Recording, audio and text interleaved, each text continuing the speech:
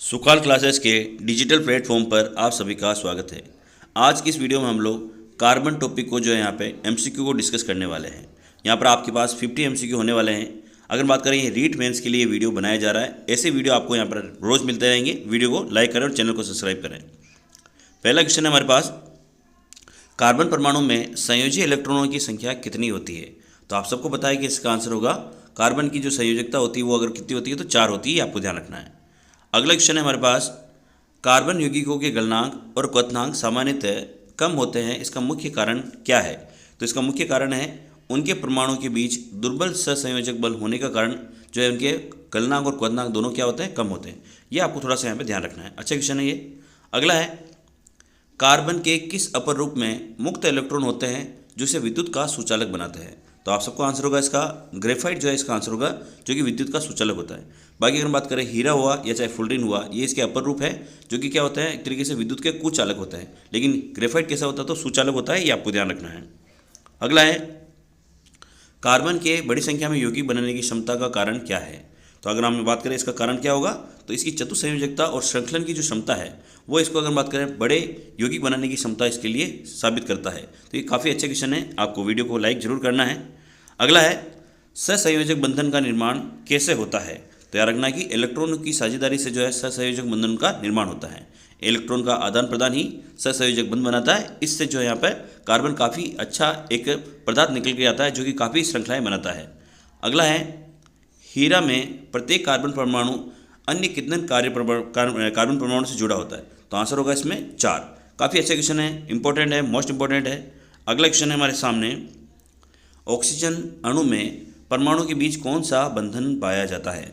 यहाँ पर बात किसकी हो रही है, ऑक्सीजन की हो रही है, कार्बन की नहीं हो रही है। तो ये आंसर होगा द्विबंधन। आपको पता है ना ऑक्सीजन का इस तरह से बनाते हैं वो संरचना, आपको ये पता होगा, इस तरह से मिल जाती है। तो ये इस तरह से यहाँ पर अगर बात करें किस प्रकार का बंधन होता है तो द्विबंधन होता है। अगला है, कार्बन के किस अपर रूप की संरचना फुटबॉल के समान होती है। तो आप सबको पता है कि इसकी संरचना होगी फुलरिन जो है वो आपका इसका आंसर होने वाला है। अगला है, मीथेन के अणु में कितने सहसंयोजक बंधन मौजूद होते हैं। तो यहाँ पे बात हो रही है किसकी, मीथेन की बात हो रही है, तो इसका आंसर होगा 4। ठीक है, ये आपको ध्यान रखना है। अगला है हमारा क्वेश्चन, सहसंयोजक यौगिक सामान्यतः किस प्रकार के होते हैं। तो आंसर होगा यार ये रखना कि विद्युत के कुचालक होते हैं, ये आपको थोड़ा सा ध्यान रखना है। सहसंयोजक यौगिक किस प्रकार के होते हैं तो विद्युत के कुचालक होते हैं, ये आपको थोड़ा सा यहाँ पे ध्यान रखना है। अगला है, वह हाइड्रोकार्बन जिसमें कार्बन परमाणु के बीच केवल एकल बंध होते हैं क्या कहलाते हैं। तो आंसर होगा इसका एल्केन। ठीक है ना, एल्केन में अगर बात करें तो सिर्फ एक ही बंध होता है। उसके बाद अगर बात करें एल्किन में 2 बंध होता है और एल्काइन में अगर बात करें तो 3 बंधन होते हैं, ये आपको ध्यान रखना है। अगला है, एल्किन का सामान्य सूत्र क्या है। तो ये आपको याद रखना है कि यहाँ पर जो आंसर होगा वो होगा CnH2n जो है वो एल्किन का सामान्य सूत्र होगा, ये आपको ध्यान रखना है। अगला है, उस असंतृप्त हाइड्रोकार्बन का नाम बताइए जिसमें 3 कार्बन परमाणु और एक क्या होना चाहिए, ट्रिपल बंध होना चाहिए। तो उसका नाम होगा अगर बात करें तो प्रोपाइन उसका नाम होगा, ये आपको ध्यान रखना है। ठीक है ना, ये भी अच्छा क्वेश्चन है। अगला है हमारे सामने कि C4H8 किस श्रेणी से संबंधित है। तो इसका आंसर होगा एल्कीन से संबंधित है ना, ये आपको ध्यान रखना है। ये भी अच्छा क्वेश्चन है। अगला क्वेश्चन है हमारे सामने, सजातीय श्रेणी के किन्हीं 2 क्रमागत सदस्यों के आणविक द्रव्यमान में कितना अंतर होता है। तो आंसर होगा इसमें 14 U का अंतर होता है, ये आपको ध्यान रखना है। अगले क्वेश्चन की तरफ बढ़ते हैं। वीडियो को अभी तक लाइक नहीं किया तो लाइक जरूर कर दें। C5H12 के संरचनात्मक समावयवों की अधिकतम संख्या कितनी संभव है। तो आंसर होगा इसका 3। ठीक है, ये आपको ध्यान रखना है। अगला क्वेश्चन है हमारे सामने, साइक्लोपेंटेन का अणुसूत्र क्या होगा। आपको पता है कि पेंटेन है, इसका मतलब C5 आएगा और H10 आएगा, ये आपको ध्यान रखना है। ठीक है ना, तो ये आंसर होगा इसका ऑप्शन नंबर बी। अगला है, वे यौगिक जिसका अणुसूत्र समान होता है लेकिन संरचनात्मक सूत्र भिन्न भिन्न होते हैं उनको क्या कहा जाता है। तो उनको अगर बात करें तो उनको कहा जाता है आइसोमर्स, है ना, समावयव इसको कहा जाता है, ये आपको ध्यान रखना है।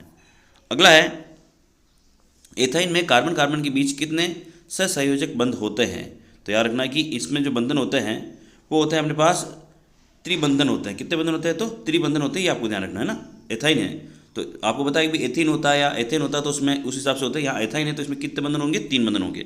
जबकि अगर एथीन होती तो उसमें कितने होते हैं तो आप कमेंट सेक्शन में बता सकते हैं इसके बारे में आंसर। अगला है, हाइड्रोकार्बन के दहन पर यदि ज्वाला पीली और धुआं वाली हो तो हाइड्रोकार्बन जो है किस प्रकार का होगा।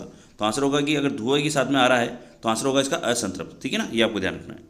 अगला है, प्रोपेनॉल में कौन सा क्रियात्मक समूह मौजूद है। यहाँ पर बात हो रही है प्रोपेनॉल, तो यहाँ पे आपका आंसर होने वाला है प्रोपेनॉल का एल्कोहल होने वाला है ना, ये आपका आंसर होगा 21वें नंबर का क्वेश्चन का आंसर होगा एल्कोहल। अगला क्वेश्चन है हमारे पास, कार्बोक्सिलिक अम्ल श्रेणी के यौगिकों के नाम में कौन सा प्रत्यय जोड़ा जाता है? तो यहाँ पे होगा ओइक अम्ल, ठीक है ना, ये जोड़ा जाता है, ये आपको ध्यान रखना है, ठीक है। अगला क्वेश्चन है हमारे सामने, CH3CHO का IUPAC नाम क्या है? तो इसका आंसर होगा एथेनेल, ठीक है, ये आपको ध्यान रखना है।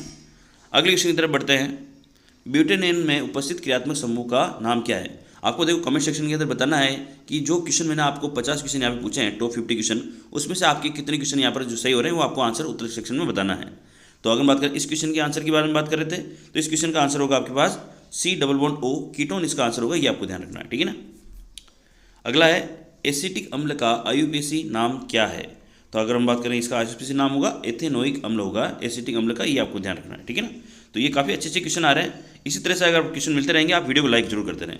एसिटिक अम्ल का IUPAC नाम क्या है? तो अगर बात करें इसका जो आंसर होने वाला आपके सामने, उसका आंसर होगा एथेनोइक अम्ल, ठीक है ना, इसका नाम क्या होगा? तो एसिटिक अम्ल। ये 2 बार क्वेश्चन रिपीट हो गया है शायद, अच्छा पहले ब्यूटेनॉल था, ये हाँ ये होगा ना, एथेनोइक अम्ल आंसर होगा इसका। अगला क्या है, अगला क्वेश्चन है हमारे पास, क्लोरोप्रोपेन में कार्बन श्रृंखला में हाइड्रोजन के स्थान पर किस परमाणु ने लिया है? तो आंसर होगा इसमें क्लोरोप्रोपेन का है ना, तो क्लोरीन आएगा इसका मतलब, तो आंसर होगा इसका क्लोरीन, ठीक है। अगला है, एक कार्बन यौगिक में 4 कार्बन परमाणु और एक एल्डिहाइड समूह है, इसका क्या नाम होगा? तो इसका नाम होगा ब्यूटेनेल, ठीक है, तो ये आपको ध्यान रखना है। अगला है, एल्कोहल को एथेनोइक अम्ल में बदलने की प्रक्रिया क्या कहलाती है? तो आंसर होगा इसका ऑक्सीकरण, है ना, ऑक्सीडेशन इसका आंसर होगा, ये आपको ध्यान रखना है। अगला है, एल्कोहल श्रेणी के नाम में कौन सा प्रत्यय जोड़ा जाता है? जैसे अगर हम बात करें कीटोन में नॉन जोड़ा जाता है, इसी तरह से एल्कोहल में कौन सा जोड़ा जाएगा? तो आपको आंसर पता होगा, ओल इसमें शब्द जो है वो जोड़ा जाता है, ये आपको ध्यान रखना है, ठीक है ना। अगला है, एथेनोइक अम्ल में कितने कार्बन परमाणु होते हैं? तो आंसर होगा इसमें 2 कार्बन परमाणु इसमें पाए जाते हैं, ये आपको ध्यान रखना है। अगला है, असंतृप्त हाइड्रोकार्बन की पहचान के लिए किस अभिकर्मक का उपयोग किया जाता है? तो आंसर होगा इसका क्षारीय पोटेशियम परमैंगनेट यानी KMnO4 जो है, इसका उपयोग इसमें किया जाता है, ये आपको ध्यान रखना है। अगला है, वनस्पति तेलों से वनस्पति घी बनाने की प्रक्रिया किसका उदाहरण है? तो आंसर होगा इसका योगात्मक अभिक्रिया। मोस्ट इंपॉर्टेंट क्वेश्चन है एग्जाम के लिए, आपको ध्यान रखना है इसके बारे में। अगला है, एल्कोहल को एथेन में बदलने के लिए किस निर्जलीकरण कारक का उपयोग किया जाता है? तो आंसर होगा इसका सांद्र H2SO4 को यहाँ पर यूज किया जाता है, ये आपको ध्यान रखना है। सारे क्वेश्चन जो है NCERT की बुक से बनाए गए हैं, इसलिए इंपॉर्टेंट क्वेश्चन है, आपको ध्यान रखना है सारे क्वेश्चन के बारे में। अगला है, एथेनोइक अम्ल सोडियम धातु के साथ अभिक्रिया करके कौन सी गैस उत्पन्न करता है? तो आंसर होगा इसका हाइड्रोजन गैस उत्पन्न करता है, ठीक है, ये आपको ध्यान रखना है। अगला है, वह अभिक्रिया जिसमें एथेनोइक अम्ल और एल्कोहल एक साथ अभिक्रिया करके एस्टर बनाते हैं क्या कहलाती है? तो इसका आंसर होगा आपके पास एस्टरीकरण कहलाती है, ये आपको ध्यान रखना है, ठीक है ना। अगला क्वेश्चन है हमारे पास, एथेनॉल की प्रकृति कैसी होती है? अम्लीय होती है, क्षारीय होती है, उदासीन होती है, या अगर बात करें दुर्बल होती है? तो यहाँ पर आंसर होगा आपका, यहाँ से आंसर होने वाला आपका उदासीन, ठीक है ना। एथेनॉल की प्रकृति कैसी होती है? तो उदासीन होती है, ये आपको ध्यान रखना है, ठीक है ना। अगला है, कार्बन यौगिकों की दहन अभिक्रिया के बाद ऊष्मा और प्रकाश के साथ क्या उत्पन्न होता है? तो यहाँ पर सही आंसर होगा आपका CO2 और H2O जो है उत्पन्न होता है, ये आपको ध्यान रखना है। अगला क्वेश्चन है हमारे पास, ईंधन के रूप में उपयोग के लिए किस हाइड्रोकार्बन को प्राथमिकता दी जाती है? तो आंसर होगा संतृप्त हाइड्रोकार्बन को यहाँ पर प्राथमिकता दी जाती है, ये आपको ध्यान रखना है। अगला है, एस्टर सोडियम हाइड्रोक्साइड के साथ अभिक्रिया करके साबुन बनाता है, इस प्रक्रिया को क्या कहते हैं? तो इसका आंसर होगा साबुनीकरण उसको कहते हैं। अगर आपने वीडियो को अभी तक लाइक नहीं किया है तो वीडियो को जरूर लाइक कर दें। अगला क्वेश्चन है हमारे सामने, क्लोरीन सूर्य के प्रकाश की उपस्थिति में मेथेन के साथ अभिक्रिया करता है, ये अभिक्रिया क्या कहलाती है? तो आंसर होगा इसका प्रतिस्थापन अभिक्रिया कहलाती है, ये आपको ध्यान रखना है। अगला क्वेश्चन हमारे सामने, साबुन के अणु का जलरागी सीरा क्या होता है? तो आपको आंसर बताना है इसका, आंसर होगा इसका आयनिक सीरा, ठीक है। आप आंसर पहले भी कमेंट सेक्शन के अंदर लिख सकते हैं वीडियो से, अगर आपको पहले आता है तो। अगला है, मिसेल के केंद्र में क्या इकट्ठा हो जाता है? तो अगर बात करें इसका आंसर होगा आपके पास, इसका आंसर होगा तेल या मेल, इसका सही आंसर होने वाला है, ये आपको याद रखना, जो कि मिसेल के केंद्र में इकट्ठा हो जाता है। अगला है, कठोर जल में कौन से आयन मौजूद होते हैं जो साबुन को जो है मतलब अप्रभावी बना देते हैं? ऐसे कौन से होते हैं? तो याद रखना, जो कैल्शियम या मैग्नीशियम जो आयन होते हैं वो जो है साबुन को अप्रभावी बनाते हैं, ये ध्यान रखना है, ये जल में पाए जाते हैं। अगला है, वह सफाई कारक जो कठोर जल में भी प्रभावी ढंग से कार्य करता है उसको क्या कहते हैं? तो उसका आंसर होगा अपमार्जक, है ना, डिटर्जेंट, ये आपको ध्यान रखना है। अगला है हमारे पास, एथेनोइक अम्ल का 5 से 8% जलीय विलयन क्या कहलाता है?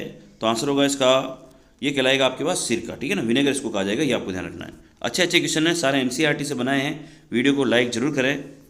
अगला है, मिसेल बनाने के लिए साबुन का कौन सा सिरा मेल की ओर उन्मुख होता है?